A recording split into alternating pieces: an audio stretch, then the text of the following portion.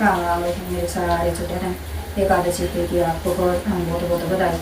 आइए सुनते हैं अजय एकादशी की कथा और इसके है करने का क्या मतलब है।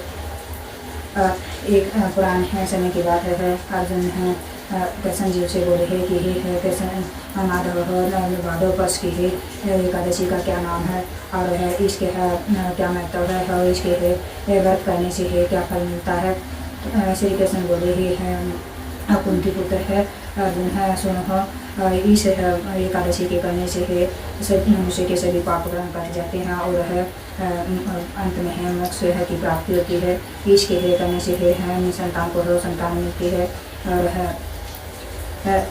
चलो आइए है सुनते हैं इसके बारे में है। मैं एक आपको कथा सुनाता हूँ उसे ध्यान से सुनना। और ये है कुंती पुत्र है एक समय की बात है अयोध्या में है एक राजा हरिश्चंद्र हुआ करते थे। वह बहुत ही धर्मात्मा योद्धा और सत्यवादी है हरिश्चंद्र राजा थे। वह अपने वचन से कभी नहीं डरते थे और फिर उसकी ही यह निष्ठा और श्रद्धा देखकर राजा इंद्र का भी सिंहासन हिंदू था उसे भी अंदर हो गया था और सभी देवता ने मिलकर है उनसे है उससे है उसकी है वो परीक्षा लेनी चाहिए। तो सभी है फिर है ऋषि ने है अपनी योग माया से है उसे है एक ऐसा स्वप्न दिखाया कि है उसने है अपना सारा राजपाट है दान में दे दिया है।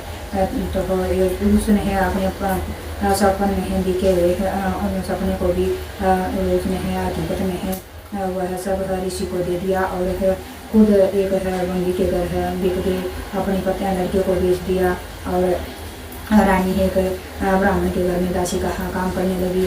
तो इस प्रकार है वह उसने है उसने शमशान का कार्य मिला है जहाँ मुद्रा को जलाया जाता है उनकी कर वसूली का काम करने लगा।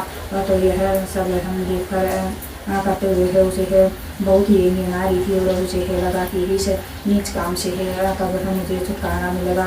वह काफ़ी है परिवार है इस चिंता में है बैठा रहता है कि है मुझे इस नीच काम से कब छुटकारा मिलेगा मुझे यह काम कर उसको तो यह काम करना है बिल्कुल भी पसंद नहीं था। फिर एक समय हुआ है ऐसी चिंता में बैठा था और है ऋषि है खुद वहाँ और है वह राजा ने है ऋषि मुकुंद को दंडवत प्रणाम किया और आपने है सारे हैं जो वृत्तांत बताए। तो ऋषि मुकुंद ने कहा आज से 7 दिन बाद है राजा एकादशी है। इस व्रत के करने से है मनुष्य के सभी है पाप कट जाते हैं और अंत में मोक्ष है मिलता है। तो मैं विधि पूर्वक एकादशी का व्रत करना। तो राजा यह कहकर ऋषि मुकुंद अंतन ज्ञान हो गए। फिर है राजा ने है ऋषि के कहने अनुसार है एकादशी का व्रत किया और द्वादशी को भोज का पारण किया।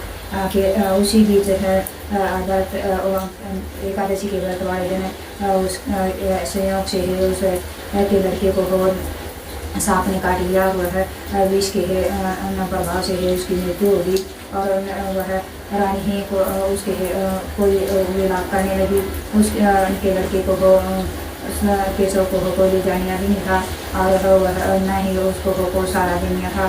तो रानी है लगती हुई उस लड़के को शमशान में लाई और फिर राजा बोला रानी मैं मजबूर हूँ क्योंकि है मैं किसी के है नौकरी करता हूँ और तुम्हें है इसका वसूल भी तो देनी पड़ेगी।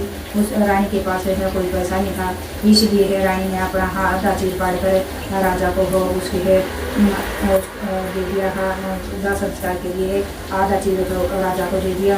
यह सब देखकर है विष्णु भगवान हाँ बहुत ही खुश हुए और साथ साथ दर्शन दिए। स्वर्ग में है डोल में गाड़े बजने लगे और पुष्पों की बरसात होने लगी। फिर है विष्णु भगवान की कृपा से है उसका लड़का रोहित है जीवित हो गया और उसे राजा को अपना राजपाट और कृष्ण मिल गया। वह सभी है कठिनाइयों को वो देवता हुआ भी है अपनी है और वचन से नहीं है आता। यह जो भी है मनुष्य इस व्रत को श्रद्धापूर्वक से है करता है और माता है एकादशी उसके है सभी उपाय नष्ट कर देती है और घर में है धन के बरकरार रखती हैं। जय हो माता एकादशी की जय हो।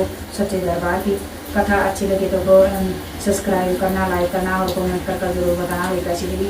जय हो सच्चे दरबार की जय हो माता।